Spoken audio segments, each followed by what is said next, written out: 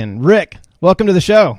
Noah, nice to be here. It's great to have you. And I know that this is a topic that many of our listeners really need some help in. It's that part that we start by saying, I'm crazy in love. And then we start to say, I'm crazy bugged by the way that your differences are just driving me mad. And we're going to be delving into that subject. And I think it's a fascinating one, especially as you've focused it not so much towards the negative, but actually looking at it as a strength in couples and marriages. Tell me about, how did you get onto this topic of focusing on differences and really seeing that there's a strength underlying this?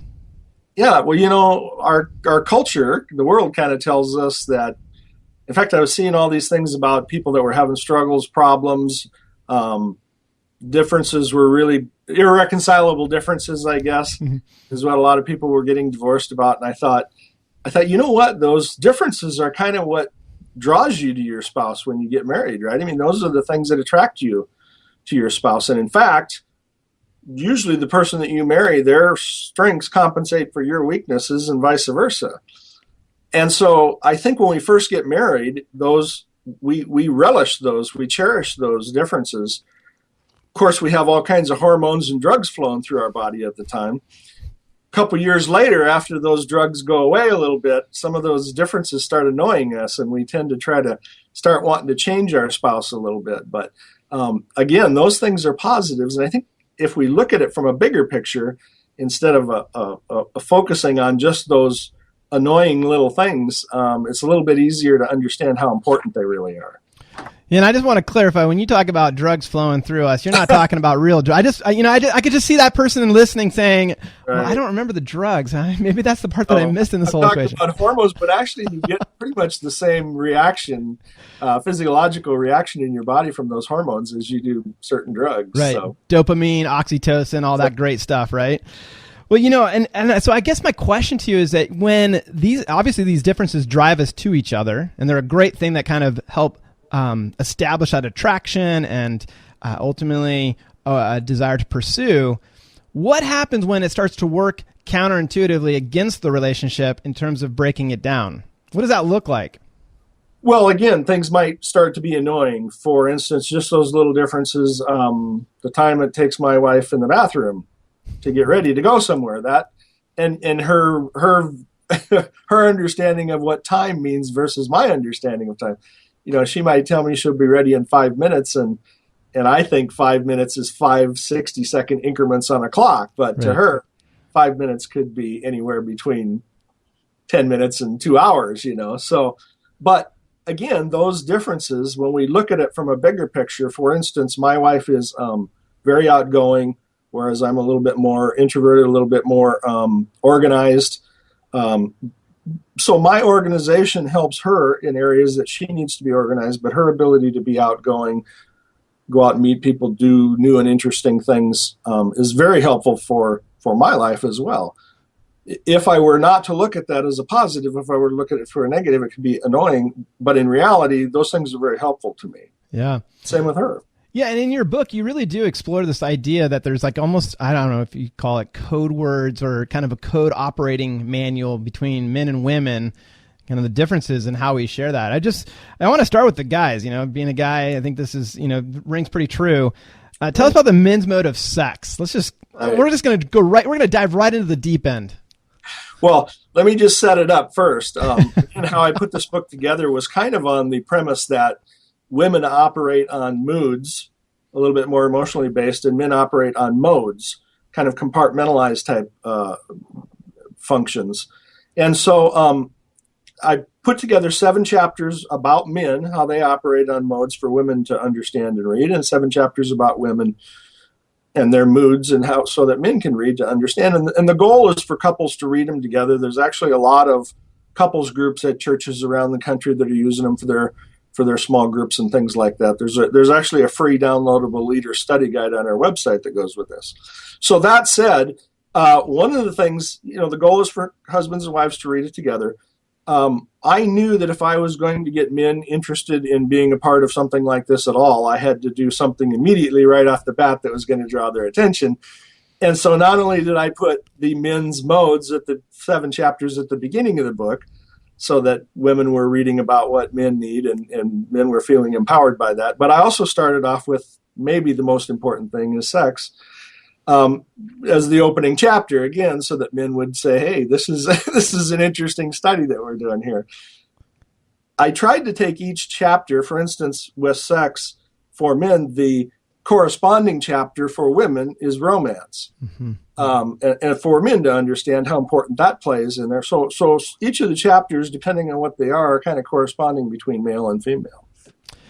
I see. So when you talk about the mode of sex, I mean, what is that? Kind of break that down in a practical way for our listeners. Well, I think one of the things in particular that maybe a lot of women don't understand is that sex for men is not just a physical need.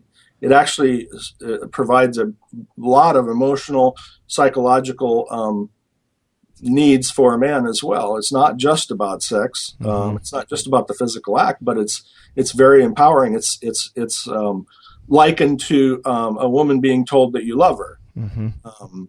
It fulfills a lot of different needs other than just physical. Right. You know, I think what's fascinating about the mode of sex, when you start to really, I think, drill down into this topic of differences, a lot of times we're dealing with emotional needs as it relates between men and women. And we actually do this in a seminar where we have couples go up and we give them sticky dots and they represent emotional needs. And there's about 10 of them on a board. And it's so fascinating to see men. I mean, every single time this almost comes out the same, is that they put their sticky dot next to sexual fulfillment and then respect and affirmation. Right.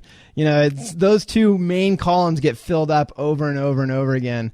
It's fascinating. I think it really does relate to what you're talking about here, is that sex is, you know, there's the physical act, but then there's the emotional connection that's happening underneath it. Right. And not only that, but, you know, I mean, being wanted by a woman physically, it salves a lot of wounds that men might get throughout the day, whether they're psychological, physical, or whatever. It's very healing for a man. It's similar again to women being romanced in that they need that in order to feel cherished, in order to feel loved. And I think men quite possibly can't really feel loved if they're not getting their physical needs met as well. Okay. So this is another one that you kind of explored with related to the men. You kind of moved into this mode of work, which I thought was fascinating because that doesn't usually come up. I mean, I think I can definitely relate to it, but in a relationship book, it's interesting that you bring that up. Tell us a little bit about that. Well, and I think most men derive at least some amount of their identity through the work that they do. You know, mm-hmm. Every time you talk to a guy, one of the first questions that ever gets asked is, what do you do for a living? What do you do for work? And that can be destructive for men, I think, if we place too much emphasis. If too much of what we do determines who we are, that can be destructive. But, you know, I think men are biologically wired to provide, as one of the things they're biologically wired to do is to provide. When we're young men, that's kind of how we approach life, is how to make our mark out there in the world. How far, as we get a little bit older, like my age, some of that abates, and we are able to start focusing on some other things that are maybe just as important to a man's life. But particularly early on, work is right up there as one of the most important things for a man. You'll notice that when men either lose their jobs or aren't able to work because they're injured, or a lot of psychological, men have a lot of problems in those situations. Whether they choose not to work, they tend to make bad choices. They have a lot of psychological problems. It's very detrimental to them psychologically. So the premise of your book is becoming your spouse's better half. Mm-hmm. As it relates to men's mode of sex and men's mode of work, what would you, I mean, I'm assuming that there's something that in your book you address for women to understand these two dimensions as it relates to men. Is that true? It is. And I think, for instance, on work, I think women need to understand that, for instance, a lot of women, I think, might complain that their husbands are working too much. The other side to that coin is I work with a lot of single moms who don't have a man helping to support them and their children, and they would give just about anything to have a husband that worked too much. So I think if women understand that oftentimes men work as a gift that they give, that's the way they show love is by providing, by supporting. And the better they can do that, they think, the better they're. Now, of course, women don't interpret that as necessarily being loved, but that's how men, I think, show love. And so for women to understand that, I think is important. Yeah, because I think there's a tension here, because it's it can quickly move towards criticism, right? I mean, this is we live in Seattle, so we get this little thing called Microsoft in our backyard, and we call it the divorce making machine, because people are all invested in a huge way into their work because of the demands, the challenges, and oftentimes the response of the spouse is, I didn't sign up for you to be married to Microsoft. I signed up for you to be married to me. Right. So there's that tension. I mean, what do you say to a wife that, because it quickly can become nagging and complaining, criticizing, and yet there's that tension in the relationship. Right. Well, and we can talk about communication, but I think in that specific situation, first of all, men need to understand that they have to balance, home life with work.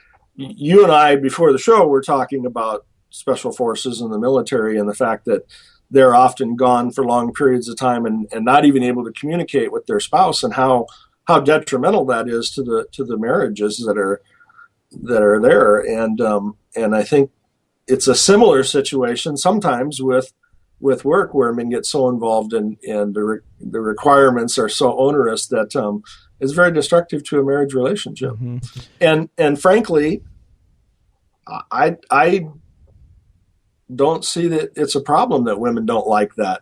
That's not healthy for a relationship at all, not for the wife or for the children. Yeah.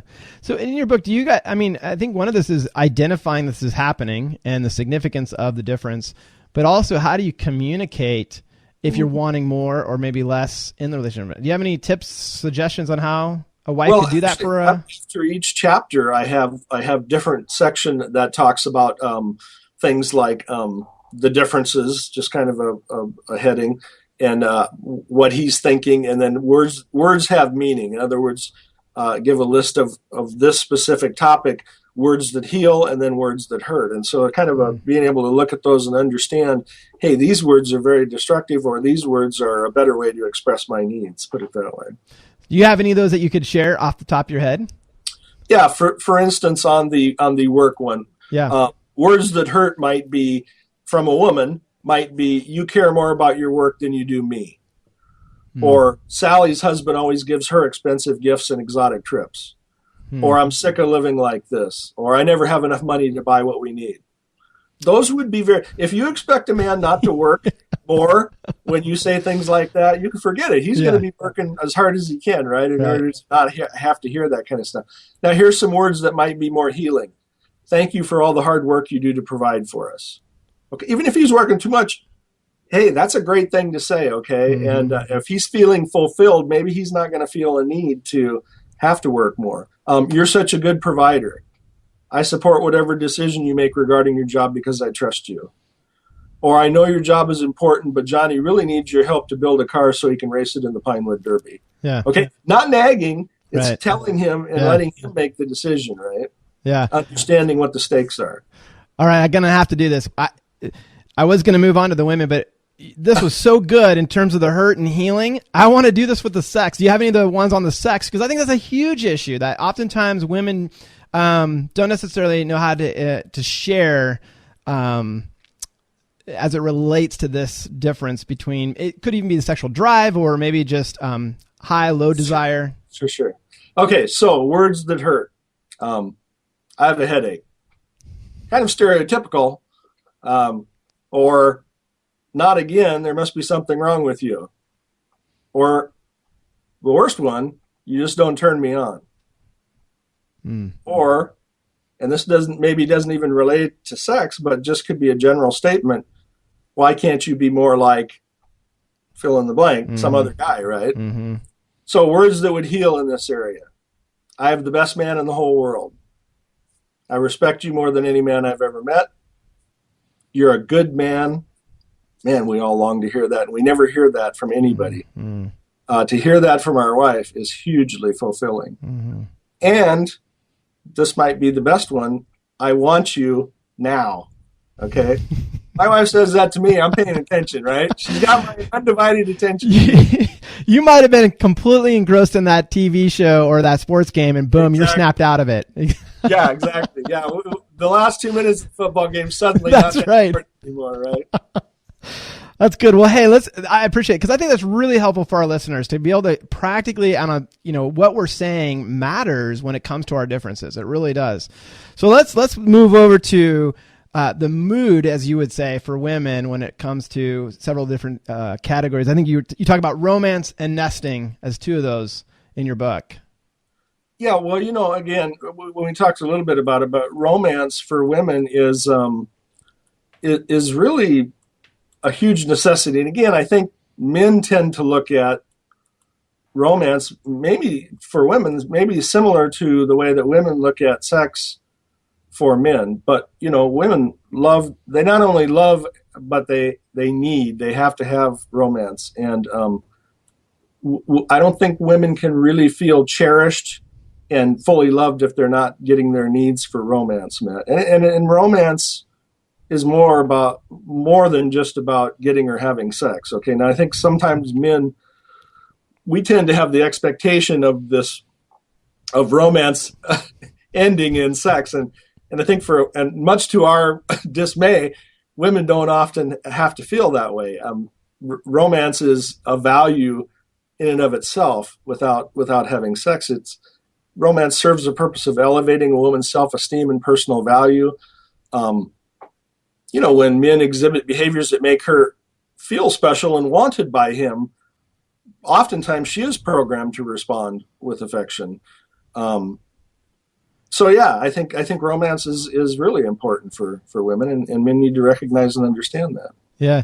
And how does that, because I think oftentimes the mistake guys make is that they forget how important this area is in the relationship. It's almost, I think we've all heard this. It's kind of trite, but hey, I told you I loved you on our wedding day, and I'll let you know if anything changes. And that's kind of that would be the dismal end of the relationship, right? But I think there's this gap of, and I'm just asking you, since you're the expert on this, is that do you see this transition when guys move from dating and pursuing, they get married, and then all of a sudden work becomes a huge major focus, and it's almost like the work becomes the romance. They're having a romance with their work versus romance with their wife. Is that a true assumption? Is that something you would think? That's a great way to put it. When we're courting our woman, we're like all paying attention to her, all the things that she needs, right? Hanging on every word, having long conversations late into the night, bringing her chocolate and flowers all the time for no reason. And again, and especially again, after the hormones wear off, we tend to be more focused on things like, I can remember as a young man getting married, and then especially after our first child was born, it was like, all of a sudden, man, I got to get my act together here. I got big responsibilities. I got to figure out a way to provide and take care of these people and protect them. And right. I mean, that was what was uppermost in my mind. And thankfully, I have a wife that's very good about gently reminding me about when her needs are in these areas, and then because otherwise I'm not thinking about it. Right. So tell me, if that's a true assumption, and I think it is for a lot of guys out there, what would you say to the guy about this area, and what could they do starting today? Well, first of all, I'd say if you want to have more sex, you need to make sure that you romance your wife properly. That's good. I'm glad we established that correlation. That's good. Okay, that's motivation. We got the motivation part. Well, here's the deal. I'm not sure that. They can maybe, but women aren't programmed again to respond physically unless they are getting their needs, at least in some regard, to romance being met. At least they're not happy about it, probably. Yeah. So, it's fundamental to a female's need to have that particular thing met in her life. And so, one of the things that women tell me over and over and over again, and I've actually experimented and seen this is to be true in my own relationship, is women tell me that when the men in their life give them their undivided attention, they find that to be very sexy. And I think for a man, we tend to be distracted pretty easily by a lot of different things, and we tend to really only be able to focus on one thing at a time. And so, I know we say we can check our phone or read the newspaper and talk to you at the same time. It's kind of a lie, right? We really can't do that. And I think if the start, maybe a good place to start might be to understand that you need to give your wife undivided attention. Yeah. Not to solve her problem. Well, I was going to say, I mean, that's generally just listen, right? Listen and empathize, right. Yeah. So, and I think that does, I mean, when you talk about the emotional need for a wife, or a woman for that matter, I think there is that place of just empathy is a big part of it, wanting to be heard. And, one of the things I wonder if this is true in terms of oftentimes, especially more traditional roles, men and women. Again, this is, the diversity of families has changed in America. So don't want to, just talk about the traditional role, but there is somewhat of the wife, the mother who is saying, hey, you know what, for the season of life where I'm at home, engaged with young kids, oftentimes the dreams and the passions get put aside. And, there's this sense of I've kind of lost connection to that. And then yet you want me to be all these other things, spontaneity, adventure, novelty. And it's kind of like there's this disconnect going on in the relationship. Would you say that you see that? And when my wife when our kids were little, I mean, she distinctly told me, I feel like I'm losing my identity here, right? I'm mom, and all these people are sucking me dry, right? All the needs and the neediness and stuff like that. I think one of the things that's important in this area for men to understand is that women tend to process information, process emotions, and draw more intimate with their partners through verbal communication. Now, it's hard for us to understand that because that's not how men do those things. We tend to process information, process emotions, and bond by doing things together. So, but for women, they need to verbally communicate, and I think as men, we need to understand that our wives have a fundamental need for that. Yeah. So tell me about this mood of nesting. This is a new term. This is a new concept. First, let me give you some words on romance that might help your listeners. Yeah, thank you. So words that hurt. You need to lose weight. Husband telling wife that, okay? Not very romantic. That's right? A killer. I don't find you attractive. Okay. That's fundamental right there. To her soul, to her need. Again, why can't you be like so-and-so? Again, women compete with each other, I think, on a lot of levels that men don't understand and don't recognize. And saying something like, wow, Bill's wife is really hot, right? That could be very hurtful to a woman, especially a couple little kids around the house. She hasn't been able to shower for 12 hours or whatever, right? Words that heal. Honey, you're the most beautiful woman in the world. She needs to hear that a lot, like every day. Right?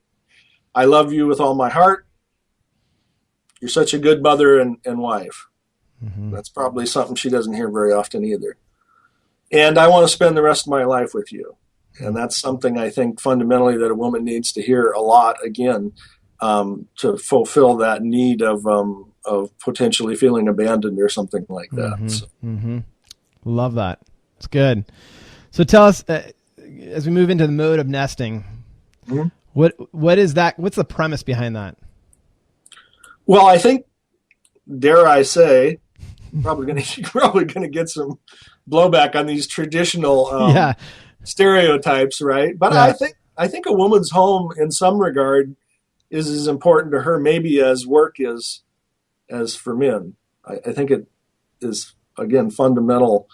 I think all women, regardless of whether they work or not, want their home to be nice. They want to be able to have people come over. They want to be able to, a lot of them want to be able to, cook for people, things like that. When I met my wife, like I lived in an apartment. I think I had a TV and a chair and one pan and, maybe like cheese and eggs in the refrigerator or something, right? And we got married, and it was like, man, there was people moving furniture up and down the stairs, or the pantry was stocked. It was just Right. like she turned this bachelor pad, which I was very comfortable in, by the way, to this amazingly comfortable home that you could raise children in if you had to, and all this stuff. So but that was a fundamental need. I don't think she even realized she was doing it. She was just on auto mode, creating a home environment where she could raise children, provide nourishment and sustenance for her family in a safe environment, to grow relationships. So, yeah. Well, I mean, I have heard about this, and it's a medical, term in terms of nesting as it relates to pregnancy, and as the child, is in that final trimester, that women go into this mode of, I want to nest, right? So I think fundamentally there is a psychological connection between the two. Well, a biological derivative, probably. Yeah. Biological would probably be a better way to say that. And so when you think about nesting, is it that you're kind of relating to security in the relationship? I think it is. Again, and you gave a great example about the last trimester. I think that biologically women are created too. I mean, babies wouldn't survive if over the millennia or however long eons, women hadn't created environments where they could be safe and be nurtured and to grow and to be healthy relationships and individuals. So, I think it's for thousands of years. That's what they've done, and that's why there's that need. Yeah. So tell us the words that hurt and words that heal as it relates to this portion of it. Well, some words that hurt would be things like, why do you always overspend your budget every month? Or, Bob's wife keeps an immaculate house, cooks great meals, and always looks great besides. Probably not a good thing to say. Words that heal would be like, the house is yours to do with as you will. You can have as many people over as you want for dinner. The mortgage is the most important bill we have to pay every month. I make it a priority to pay it on time to make sure you feel secure and safe. Okay? Yeah. So I think it's not, as men, it's part of this work thing, but I think we look at big. We look at a fancy house, and I think with women it's more consistent. It's more secure. If they have a secure environment where the mortgage is paid, where we're not overstrapped with money every month, where she can feel comfortable and secure, I think that's much more important to her than any grandiose mansion type of thing that we want to. Right? Yeah. And I think, again, for our listeners' sake, I mean, we are talking more generalities here. Every couple is unique, and these roles can be different, and they can be interchangeable. I know that even as we were sharing some of these things, I can see myself connecting with things that my wife would say, "No, I'm more on that side than, what would be the general term." So keep that in mind. But I think these are great from a general standpoint, very practical ways to begin to support the differences. And as you would say, Rick, actually there's strengths in your relationship. These are pillars of strength rather than weakness that I think sometimes we... That's a great point. Yeah. And I think understanding and understanding what they are and what function they function for is important because, again, if we don't understand something, we tend to be fearful of it or even contemptuous of it. Yeah. But if we understand something, we understand how it relates, we understand how they interconnect, we can then turn around and look at it from a bigger picture and say, yeah, that's a good thing. That's not a bad thing. Right. And I mean, we literally have just scratched the surface in Rick's book, which is Becoming Your Spouse's Better Half, Why Differences Make a Great Marriage, or a marriage great, I should say. And Rick, I just want to say thanks for joining us on this call. And if you want to learn more about the resources at Rick, he's not only written on marriage, but also parenting. Right below the video here, we're going to have all the links out to go and purchase the books, the workbooks. And again, Rick, thank you. Thanks for being a part of the show. My pleasure. Thanks. All right.